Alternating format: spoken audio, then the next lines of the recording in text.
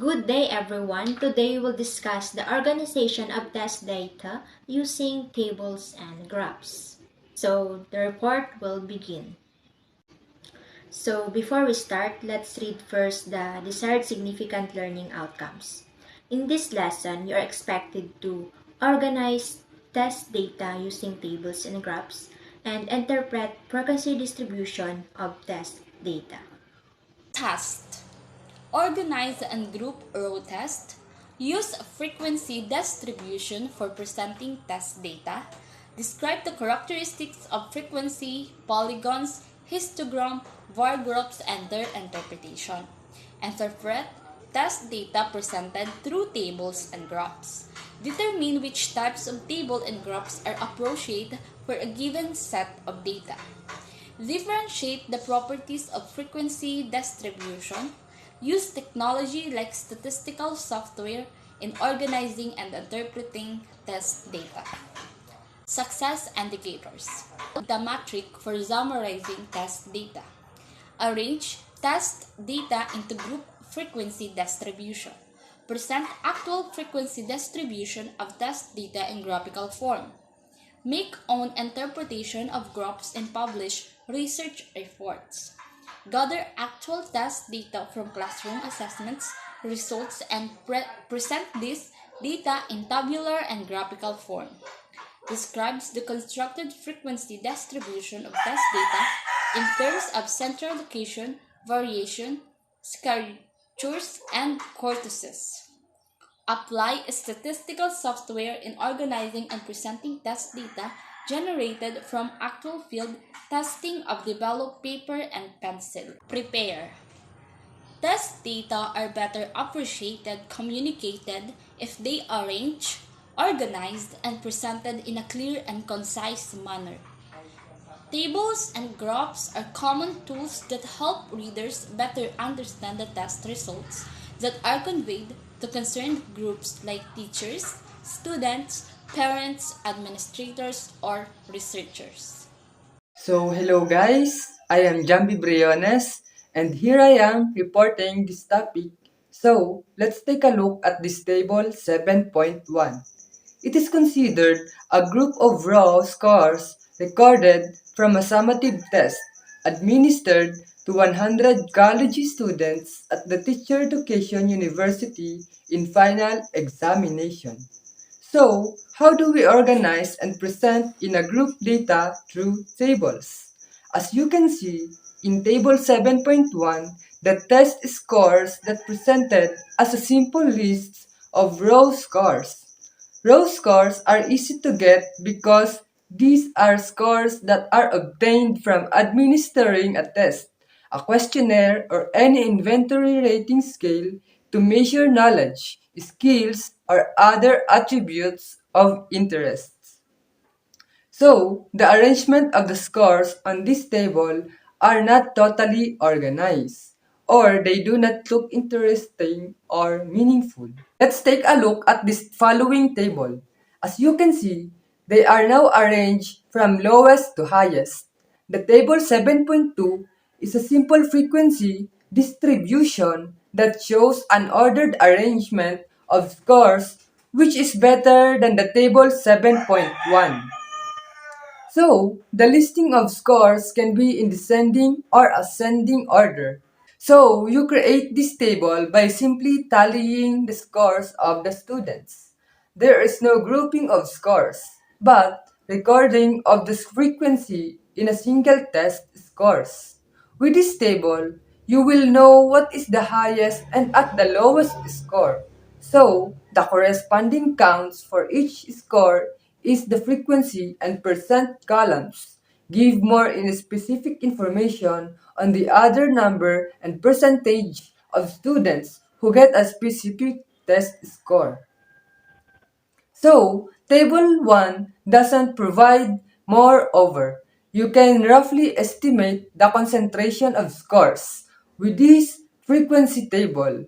The cumulative percentage in the last column calculates the percentage of the cumulative of frequency below a certain scores in the data test set.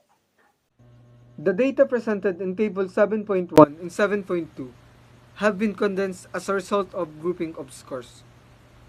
Table 7.3 illustrates a group frequency distribution of test scores.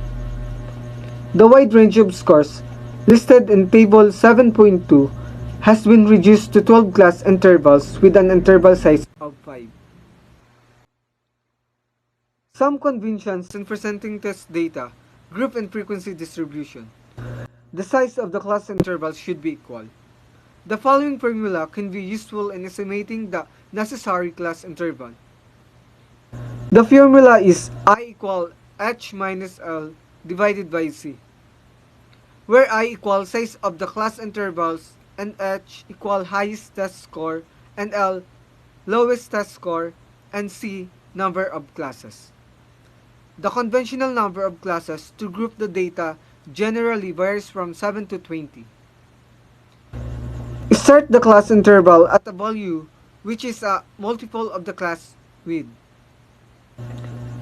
As much as possible, open-ended class intervals should be avoided.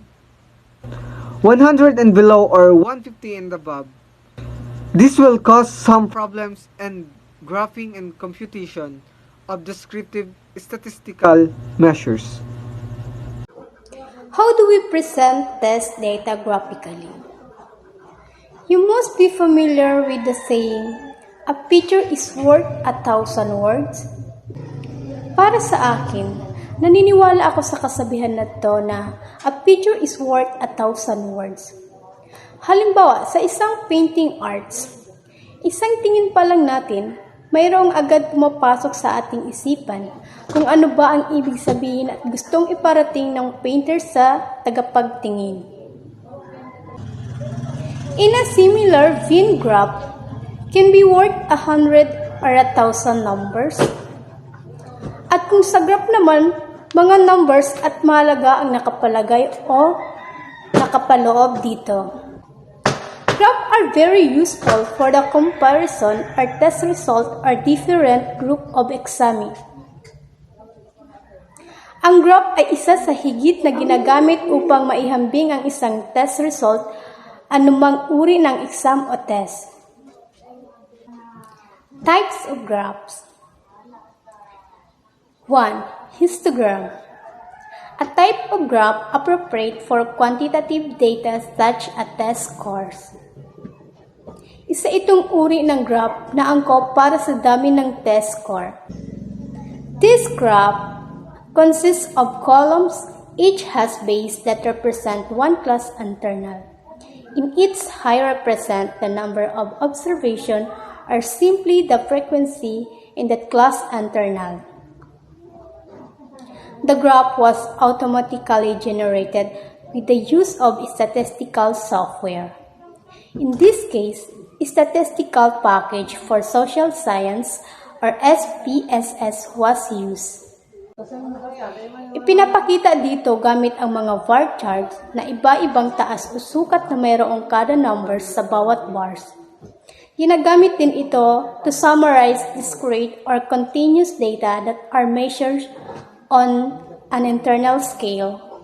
Example ng histogram result of exam. So, di ba, makikita natin itong numbers 0 to 60. Ito tong kailangan sagutan at ito naman numbers 0 to 100. Dito, inilalabas ang graph o ang taas na nakuwang score sa exam. Basic step and SPSS application include the following. Step 1. Open the data editor window. It is understood that the data entry process assumption here is that you already know the basic of entering data into a statistical program. The above image shows the data editor. In the next line of the image, you see there is row on File, Edit, Data, Transform, Analyze, and Graphs. Pag na-open natin yung window apps, makikita natin dito ang File, Edit, Data, Transform, Analyze, and Graphs. Step 2. On the menu bar, Analyze, then go to descriptive statistic to frequencies. This brings up the frequency dialog box as seen below. Step 3. To make a histogram, do the following steps. First, open the data editor. Second, on the menu bar, click on Graphs, Legacy Dialogs Histogram. Third, click OK. Hello everyone, I'm Lizelle Bicanwell and I will going to discuss the other types of graphs, which is the frequency polygon. So ano nga ba yung frequency polygon? The frequency polygon, it's also used for quantitative data. When we say quantitative data, it involves number or which can be counted or measured in numerical values. For example, height in feet, distance in miles, weight in pounds. So, yun yung mga example ng quantitative data. Kumbaga, involve yung number pagdating sa quantitative data. So, this type of graph, it is commonly used method in presenting test scores. Kadalasan na itong ginagamit yung frequency polygon na to sa pagpe-present ng isang test scores. Then, there's also steps to construct a frequency polygon manually using the histogram in figure 7.1. Gamit yung histogram sa 7.1, pwede ka daw makabuo ng isang frequency polygon by following these steps. These 3 steps. So, the first steps is locate the midpoint on the top of each bar. Hanapin mo daw yung midpoint sa kada bar ng histogram.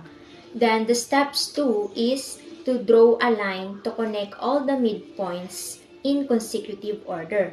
Pag sinabi natin consecutive order, one after other. For example, na number is 1, 2, 3 or 9, 10, 11.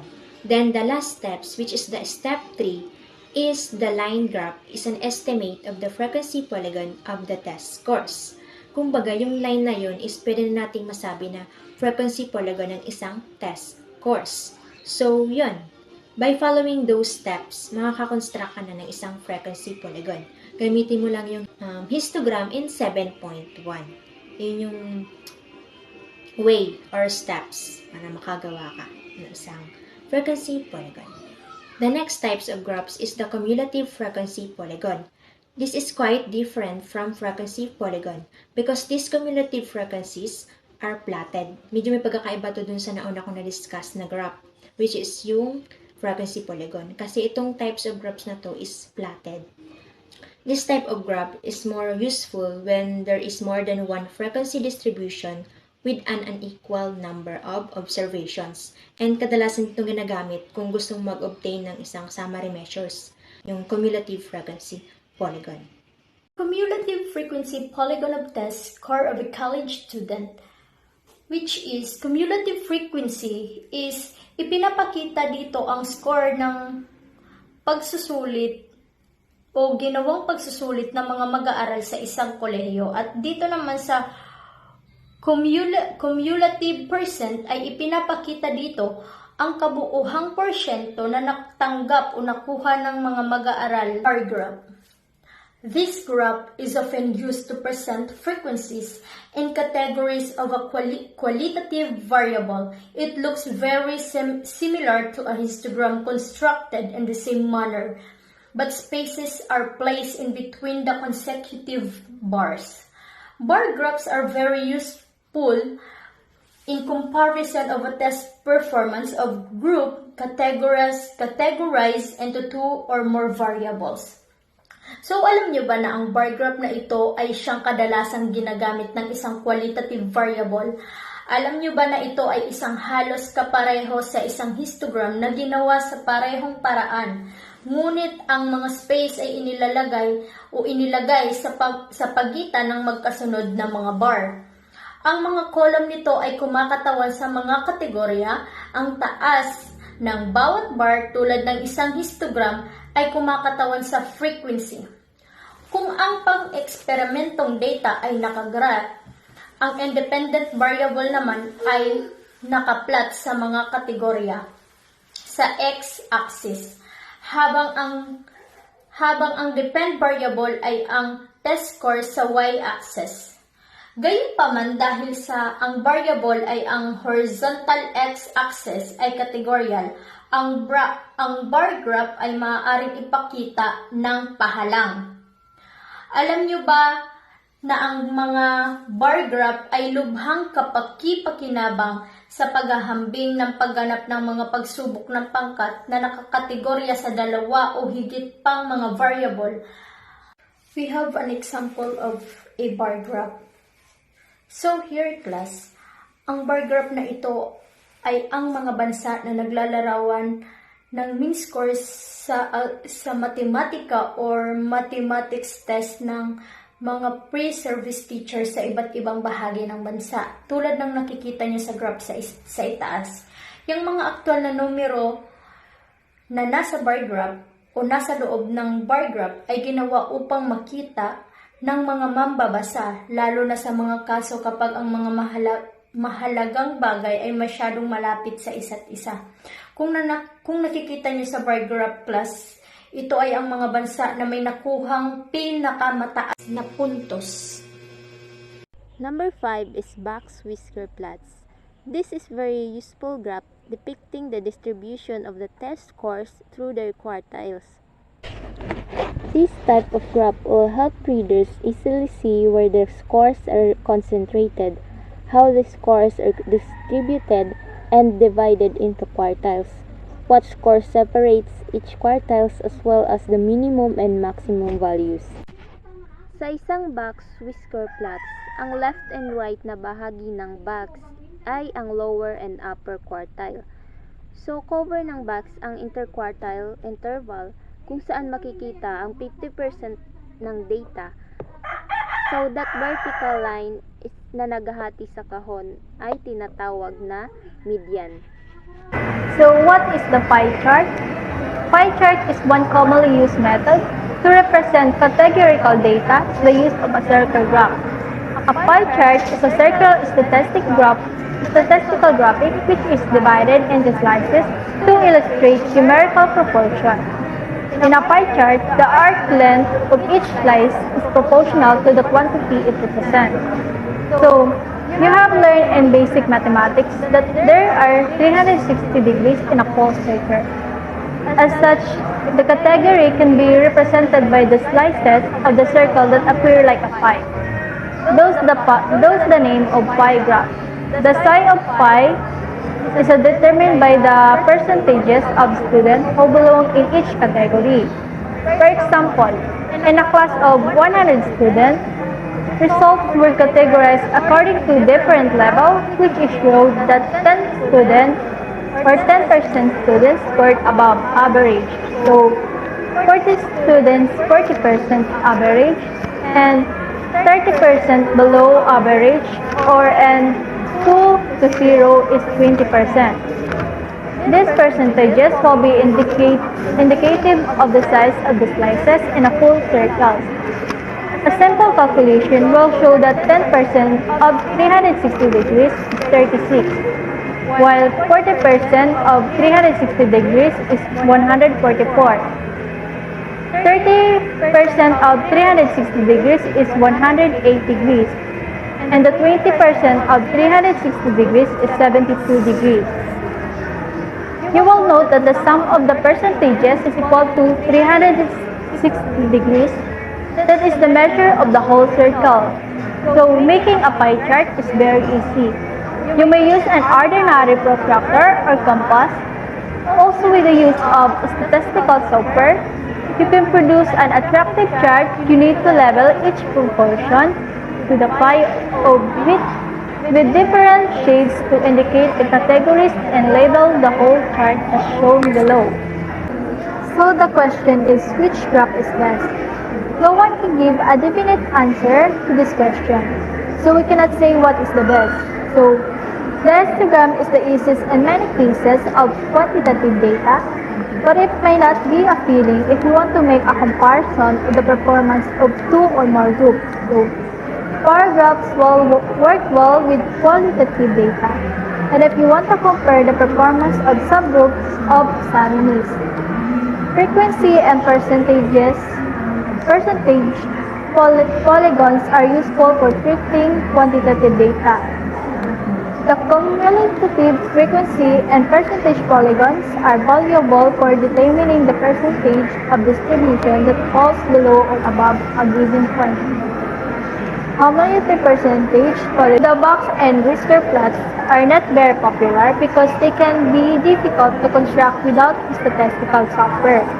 So, however, this can be interesting and silence information to audiences about this test data that other graphs cannot provide. So, what are the variations of the shapes of frequency distribution?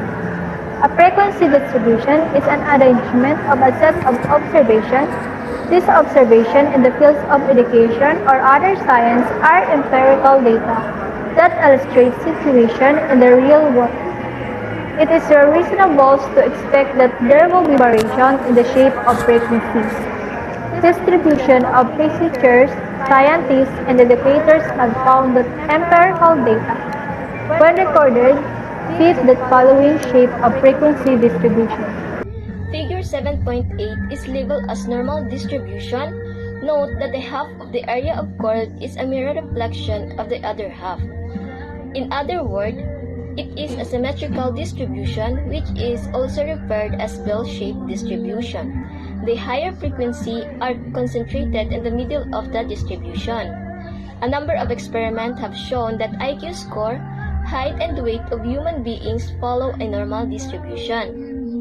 Ang figure 7.8 po is labeled as a normal distribution, or in other words, symmetrical distribution siya. Kasi normal distribution po, kasi yung kung mapapansin nyo, ang result ng graph ay same or it has a one distinctive peak in the middle of the graph. Pwede din siyang symmetrical distribution kasi ang result niya sa left portion and also yung result sa right portion is same lang or equal lang. The graph is in figure 7.9 and 7.10 are asymmetrical in shape. The degree of asymmetrical of graph is skewness. In possible skew distribution, lower score are clustered on the left side.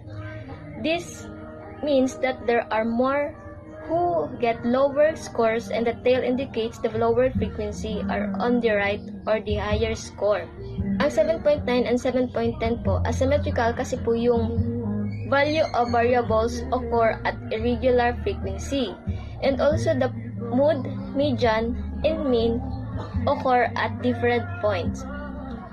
The graph in 7.11 is a rectangular distribution. It occurs when the frequency of each score or class interval of score are the same or almost comparable, just that it is also called as a uniform distribution. Ang figure 7.11 is a rectangular distribution kasi yung result or yung frequency is equal or same. We have differentiated the four graphs in terms of skewness, which refers to their symmetrical or asymmetrical, non-symmetry. Other way of characterizing frequency distribution is with respect to the number of peaks in the curve. Ang peak po na sinasabi is yung high point in a graph or yung result na makikita natin sa graph. Kumbaga po, specific na meron siyang high point or highest pointed. Figure 7.12, if you can see, the curve has only one peak.